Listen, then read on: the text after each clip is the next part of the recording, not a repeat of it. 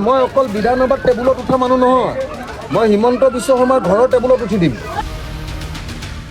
ছাগলী গৰু মৰি শেষ, 10 লাখ টকা যদি নিদিয়ে মই হিমন্ত বিশ্ব শৰ্মাকো শান্তিত থাকিব নিদিম। ল'ৰা ছোৱালীৰ কিতাপ পত্ৰ শেষ, একদম হিমন্ত বিশ্ব শৰ্মাৰ ঘৰলৈ যাম দৰকাৰ হ'লে।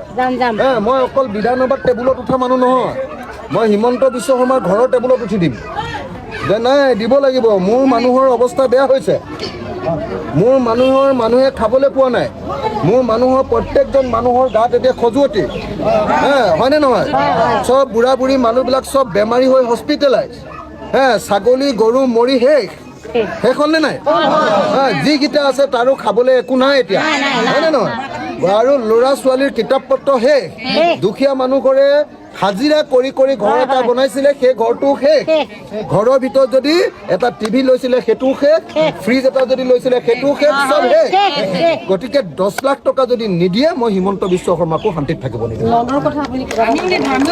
আৰু মই এটা কথা কৈছো যে যিবিলাক মানুহৰ লোন আছে, বিশেষকৈ মটৰ চাইকেলৰ EMI, গাড়ীৰ EMI আৰু বেংকৰ লোন, সেই বেংকৰ লোনবিলাক যাতে অহা 6 মাহ বা এবছৰলৈ যাতে মাফ কৰি দিয়ে, হয়নে?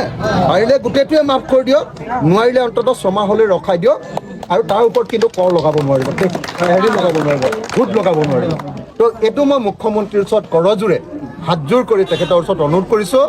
আৰু ইঞ্চুৰেঞ্চ কোম্পানীবিলাকক কৈ দিয়ক যে প্ৰত্যেকখন দোকানে যাতে ইঞ্চুৰেঞ্চৰ পূৰা পইচা যাতে পায়, যাৰ যাৰ ইঞ্চুৰেঞ্চ আছে, হয়নে নহয়? বস্তু গাড়ী হেৰি সোমাই গ'ল, গোটেই দোকানখনৰ 1 কোটি টকা লোকচান, দোকানীটোৱে ছুইচাইড কৰিলে হ'ব এতিয়া, হয়নে নহয়? গোটেই লোন চোন লৈ মানুহটোৱে যেনে তেনে দোকানখন চলাই আছে, হয়নে নহয়? তো এতিয়া যদি চৰকাৰে অলপ সহায় নকৰে আমি মানুহবোৰ মৰি যাম। সেইকাৰণে মই আটাইকে এই কথাখিনি ক'লোঁ। মই ঠিকে কৈ আছোঁ নে কথাকেইটা? আপোনালোক দৰকাৰ হ'লে মোৰ লগত গুৱাহাটীলৈ ওলাব? হ'ব, ধন্যবাদ। একদম হিমন্ত বিশ্ব শৰ্মাৰ ঘৰলৈ যাম দৰকাৰ হ'লে। মই অকল বিধানসভাত টেবুলত উঠা মানুহ নহয়, মই হিমন্ত বিশ্ব শৰ্মাৰ ঘৰৰ টেবুলত উঠি দিম।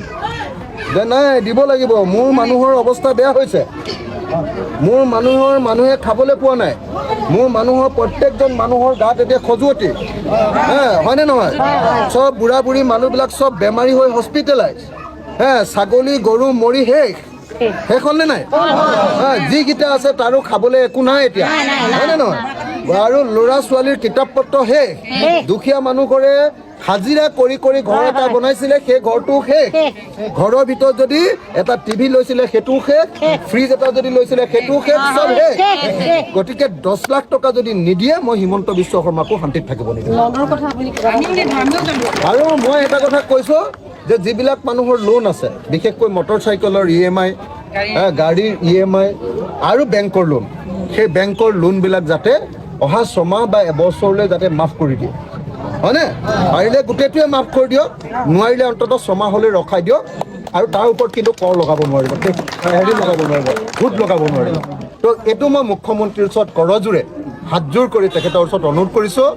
আৰু ইঞ্চুৰেঞ্চ কোম্পানীবিলাকক কৈ দিয়ক যে প্ৰত্যেকখন দোকানে যাতে ইঞ্চুৰেঞ্চৰ পূৰা পইচা যাতে পায়, যাৰ যাৰ ইঞ্চুৰেঞ্চ আছে, হয়নে নহয়?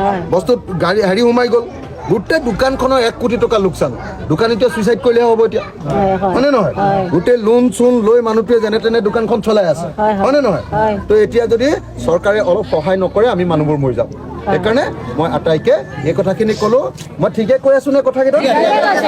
আপোনালোক দৰকাৰ হ'লে মোৰ লগত গুৱাহাটীলৈ ওলাব? হ'ব, ধন্যবাদ।